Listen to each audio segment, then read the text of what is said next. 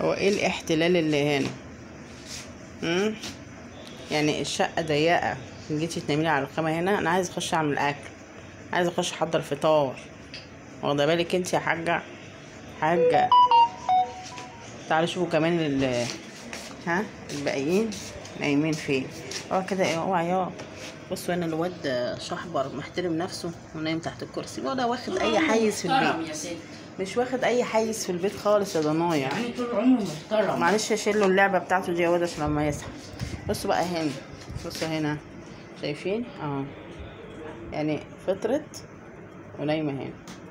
والبي انا عايزه اشرب شويه الشاي دولت، حته البقسماط تسبيره يعني لحد ما يجيبوا فطار.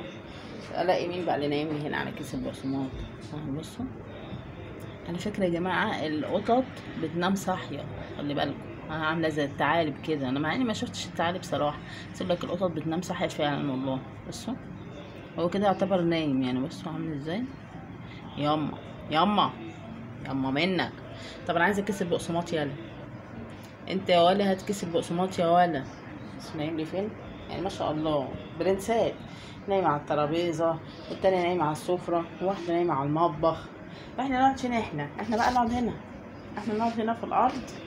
يعني مش عارفه اقول ايه بصراحه، مش عارفه ايه القطط يا اختي اللي هي متدلعه ديت.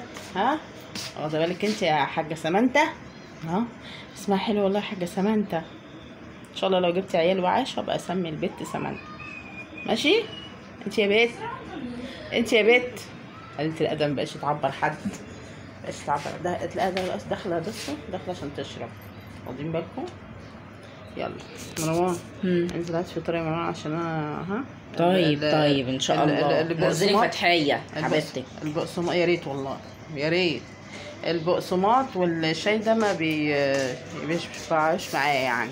ماشي؟ ينفع معايا انا. ينفع معاك انت؟ ماشي. يلا سلام يا حبايبي، اقول لكم سلام. و هروح تاخدي يا كارلا كوكي؟ لا هي كوكي بتاكل بقسماط يا هبل. يلا سلام يا جماعه.